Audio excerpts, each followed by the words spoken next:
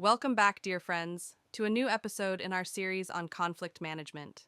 In our previous video, we focused on the benefits of choosing responsiveness over reactivity, a key milestone for a sustainable repair and a long-term cooperation. However, conflict management implies not only discernment over impulse, but actual agreement. For that, dear friends, we should give the exact importance to understanding the person in front of us. That leads us to another dimension in our ML model, empathy. To keep things fresh in our mind, in machine learning, a dimension is simply an attribute that characterizes data. Choosing responsiveness over reactivity pushed us towards reflecting on our triggers and tendencies, highlighting labeled data, and maintaining our work within the realm of supervised learning. Understanding others, though, implies operating with unlabeled data, challenging us to unsupervised learning. We might think we know the person we're having a disagreement with, but often how an argument unfolds reveals various reactions they themselves might be unaware of. In life, our priority is detecting sensitive points and possible areas which might accommodate a bridge between the two, while discarding irrelevant information. Should we apply such strategy in machine learning, we get to the principal component analysis, PCA, throw, which we manage to filter out essential features and eliminate noise. Unsupervised learning offers two main approaches: clustering and association. Clustering groups similar data points. Think of large clusters, taboo subjects, universal insults, and low kicks that would get anyone offended. Smaller clusters, nuanced and not individual reactions, such as certain patterns of defensiveness or stonewalling. K-means clustering assigns each cluster a centroid and minimizes distances around it, ensuring cohesion. To choose the right number of clusters, the elbow method identifies the point of diminishing returns. If we were to apply the elbow method in life, it would help us separate the exact point to which the person in front of us starts listening and accepts dialogue from those in which they either shut down or engage in attacks. Cluster evaluation tools remind us to check accuracy, distortion, similarity, inertia, and separation, done index. The second family of algorithms in unsupervised learning is associations, which lead to the if-then relationships. If I try to listen, I could identify the common goal on which agreement and cooperation could be set in. Algorithms like a priori use support, how often something occurs; confidence, how often A leads to B; lift, how much more likely A and B are to occur together than separately. Carl Rogers warns us that our empathy works only if we maintain self-boundaries, which asks us to return to supervised learning. Signaling interdependencies between features, correlation would allow us to identify sensitivities, such as the reaction to a particular communication style. Highlighting what features reveal about one another, mutual information could help us identify what values are actually touched for the person in front of us, other than their reaction to the disagreement. When trying to understand people, we can opt for classification, which allows including them into a certain profile, like the type to burst and never hold grudge. On the other hand, regression could help us predicting their reactions or the values they could prioritize in reconciliation. Synthetic datasets like make_classification or make_regression could be of help with the following parameters. N_samples compiles all significant data, which could allow us to identify their baseline personality, temperament, and capacity for repair. N features may include their usual communication style outside of the conflict. N informative leads to the key communication stances revealed by Virginia Satir: blamer, placator, super reasonable, irrelevant, each being a learned response to emotional threat.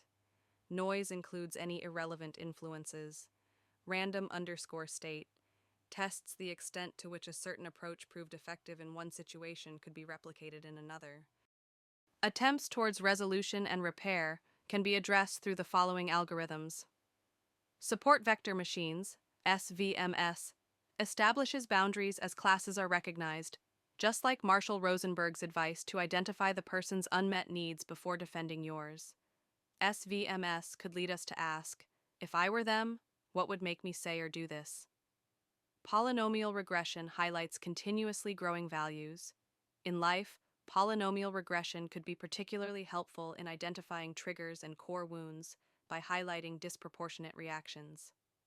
K-nearest neighbors, KNN, classifies by similarity, allowing us to separate positions from feelings and needs. Daniel Goleman recommends to consider the cognitive and the emotional component of an argument, separating the discontent expressed to the feelings attached to it. Ask yourself, what is this person trying to protect, avoid, or gain right now? Decision trees. Dissects possible outcomes for every decision we consider. Brené Brown recommends to lead our curiosity to bridge gaps in understanding and reduces shame-induced defensiveness. Decision trees implies engaging in a chain of questions till understanding and consensus is attained.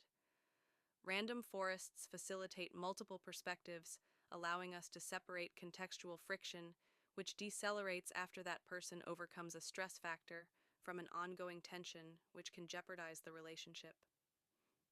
Neural networks mimics the brain, reminding us of Marshall Rosenberg's studies on nonviolent communication, NVC. Shifting from blame to observation, to feeling to need and to request, transforms confrontation into connection. Generative adversarial networks could highlight the systemic patterns on which people react, according to Murray Bowen. Generative adversarial networks stand out as identifying what's normal for them. We separate training or extracting insights from our past interactions with that person and testing or applying such observations to the present conflict.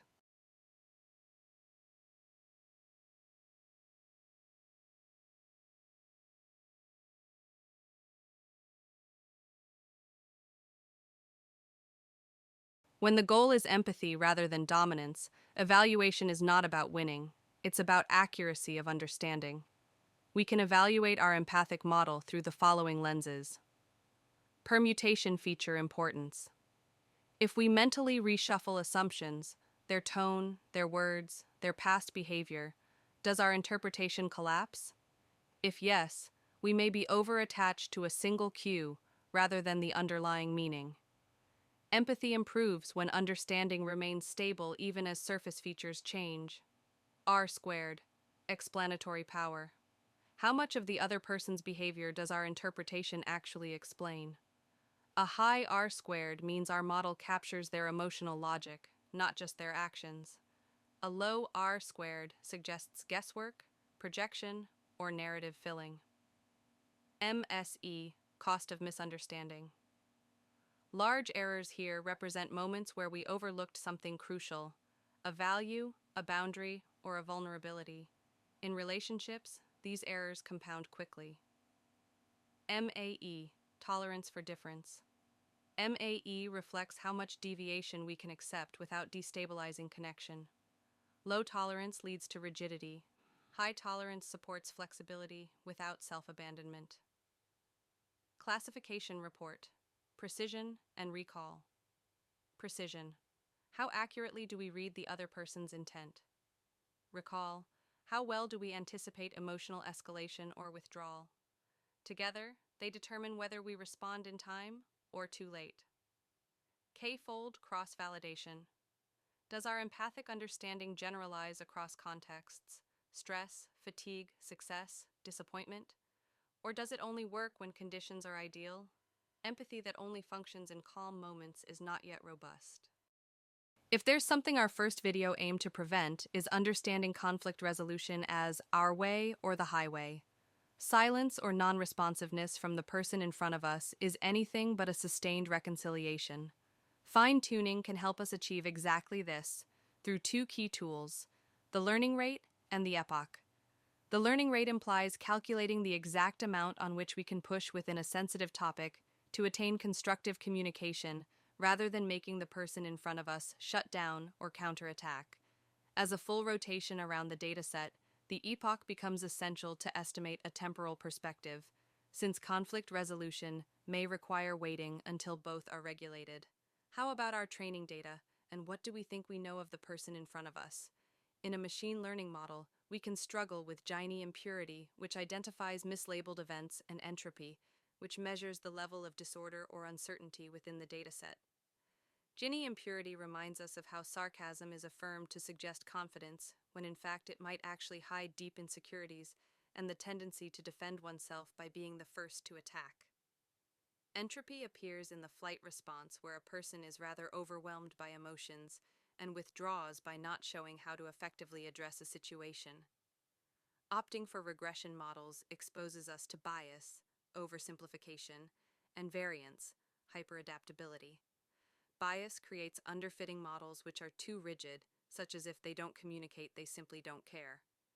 Variance leads to overfitting models which become too reactive, just like people-pleasing and the tendency to abandon our own needs for the sake of repair. We can maintain both our bias and our variance low through regularization, which can be attained the lasso and ridge methods. The lasso focuses on the most important traits, such as the extent to which the relationship is compatible to our core value. The ridge method balances everything, even if imperfect, allowing us to take the person as they are and not develop extra expectations in our further communication with them. Relationships as well as disagreements reach various degrees of complexity, activating more than one layer beyond the reasons expressed. Just like in life, sustainable repair demands analyzing multiple aspects at once. Machine learning demands combining the performance of more than one algorithm. Enter the three ensemble learning models. Bagging trains models independently, then aggregates results. In life, this reflects assessing baseline personality, historical behavior, stated values, and situational stress, then averaging them before drawing conclusions. Bagging protects us from overreacting to one bad moment. Boosting trains models sequentially, each one correcting the errors of the previous. Psychologically, this mirrors relational repair over time. An initial misunderstanding is not the final verdict, it becomes feedback. We listen, adjust, clarify, and re-engage. Each interaction refines the next. Boosting reminds us that trust is rebuilt incrementally, not through a single perfect response. Repair is cumulative learning. Stacking trains different models and feeds their outputs into a final meta-model. In human conflict, stacking asks, how does this argument evolve? Do they move toward ad hominem attacks? Do they bring up unrelated past grievances? Do they escalate, withdraw, or soften when understood? The meta-learner integrates tone plus content plus history plus repair attempts. This allows us to distinguish momentary dysregulation from structural incompatibility and frustration from contempt. Stacking gives us foresight, not to control outcomes, but to choose wise engagement. A key reference to always come back to in conflict management is Hanlon's razor, which says, never attribute to malice that which is adequately explained by stupidity.